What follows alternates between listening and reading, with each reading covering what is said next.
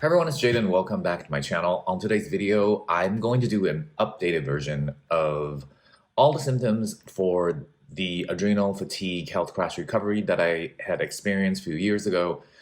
All the symptoms that are related to eyes specifically, eyes and vision. So here we go. Before I get into this video, as always, my disclaimer, I am not a doctor or a therapist or a nurse. I'm not claiming to diagnose or treat you of any health conditions or disease, so please consult with your health professional. This is for information, educational, entertainment purposes only. Okay, so eye-related symptoms from my adrenal fatigue health crash recovery. And of course, anxiety disorder as well, because they're kind of tied together, the adrenal fatigue and the anxiety for me. So number one is eye fatigue. Because your body, your total body during this kind of health issue, all your muscles and your entire body is affected. So your eye muscles are no different. So you get a lot of eye fatigue. What does that mean exactly? Well, it could mean just general tiredness, or you lose the ability to focus your eyes. So I went through a period many times throughout the recovery where my eyes would just blur. Like my pupils couldn't focus on far or near, because at first I thought it was like I was getting older and I was getting like farsighted, but it actually wasn't that. It was just like my eyes could not focus far, close, like any distance, because they were tired. The believe it or not, to focus your eyes, there's a muscle, and even that muscle is affected by this whole thing. So, I spent a lot of times just feeling like I couldn't see well. Okay, so the blurry vision is the result of that as well. Sometimes the dizziness, but the dizziness is also in combinations with other symptoms. So I will talk about it in all my updates of all my symptoms. I'm planning to do a video on all the different groups of symptoms, and updated video, because I've done these before. You can go ahead and check them out on my channel. But it's been a while, and my channel is predominantly about my recovery right now. So, and a lot of people are asking for it. So instead of having you guys, scroll through all my videos, I'm gonna update these type of videos. Although you can easily just search in my channel and you'll see a lot more other information. And they're valuable too, because those were when I was going through it. So I have a different state of mind. This is me looking back at it. They're both valuable, I think, because when you're going through it, you can definitely relate to when I was totally going through it. And these videos now are not just what it felt like then, but my perspective of having totally recovered and lived like 3 years now of being totally recovered, what I think about it. So just different perspectives. So you might want to check both out. All right, so continue on with the eye symptoms. God, there's so many. Okay, so sensitivity to light. Like I couldn't be doing what I'm doing right now because I have a ring light to film this video, and it's right in my face, right? And for most people, healthy, it's fine. Back then, there would be no freaking way. A light like this right in my eyes, I would just be seeing black spots forever. My eyes, and I could barely open my eyes if I had something bright like this in my eyes then. So definitely sensitivity to light, sensitivity to anything really, like sensitivity to cold air, like your eyes are just like so fatigued, and so that caused them to be dry. So I just couldn't keep my eyes open for very long.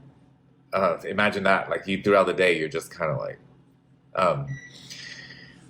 what else? The dizziness because of the impaired vision. Eye floaters. Now, I've always had eye floaters. but never really noticed them much, right? Like your eyes just train itself to ignore them.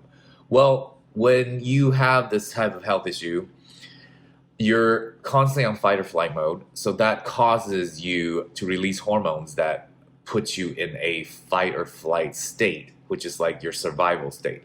And in your survival state, your body makes your eyes take in more light and more information. Because think about it, like in the moments of let's say you're being chased again by a lion or a tiger, you need to react, you need to be on guard. So you're in that survival fight or flight. You're going to take in more information because you need it to move quick or you need it to escape. So I was like that, and those of you who are going through the same thing as me are on that mode or in that mode 24/7.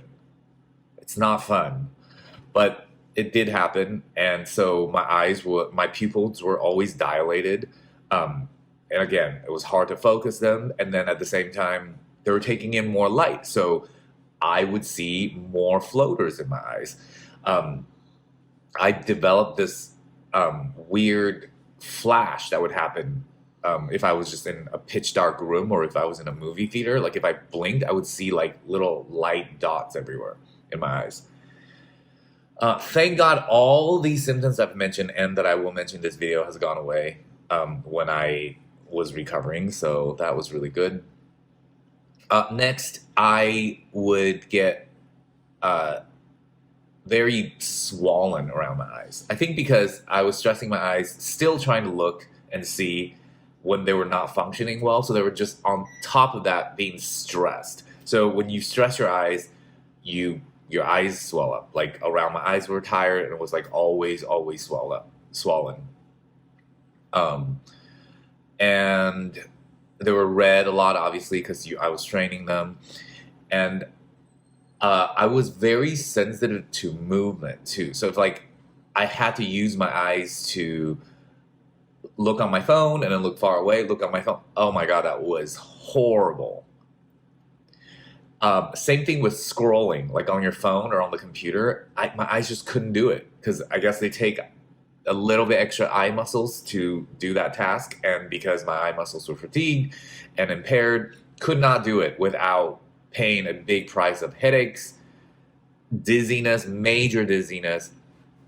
And when you experience eye fatigue for so long, like chronically and intensely, you're still trying to push your eyes, there's a new feeling that you might experience, which is like this panicky feeling, like around your eyes, because you're trying so hard to look, right? And they're not functioning. So you just get this stress and panic all around your eyes, on top of all the other stuff. Man, when I talk about these things in retrospect, it was just like, God, how did I survive it? But I did. So more power to you. You will too. What else? I talked about sensitivity to dark spots. So because of the sensitivity to light, sometimes when you look into the sun and then you look away and you'll see like a dark spot in your eyes where the sun was.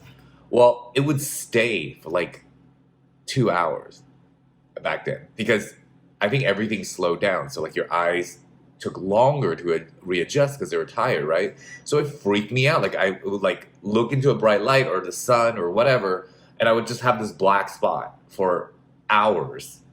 It would eventually diminish, but few hours, that's very scary. I've been to the eye doctor for this multiple times because I was freaked out when I was going through this. But, checked out everything. First I thought I was going blind. I have like, something growing, like a tumor or something behind my eyes. I was so freaked out. But, at the time I didn't know better. But I recovered and none of that was true. What else? Oh, and I was also afraid that my cornea was lifting. That's part of the health anxiety that you develop when you have this kind of anxiety and adrenal fatigue because you have so many symptoms that it just kind of push you into this psychologically hypersensitive state. So you're just constantly thinking like something's wrong with me. I might die. I developed something fatal or whatever. So I'd just be running to the doctors and getting reassurance in the beginning. So with eyes, I definitely did that. I thought my cornea was like flipping or like coming undone or something, and none of that was true. They did multiple tests multiple times. But I had all those symptoms and they were scary.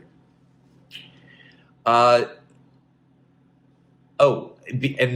another symptom that's like a sub-symptom from the eye symptoms, which is a sub-symptoms for a lot of these symptoms, because you're constantly dealing with an irritant, right? Like you can't see, and so you're like this, and you got these floaters, you got these lights. It's so you get fucking angry because you're so run down by irritating symptoms, and then you're fearful at the same time, and then they don't go away. So it's just this like escalating, irritating buildup. So you get really short. And again, I tend to like throw in these things for other people who are not going through this. People who are going through this have a really hard time, and not just health-wise, not just inability to do stuff, but like it's like they're emotionally impaired. Because just think about it, if you just imagine the most annoying thing that you can happen to you.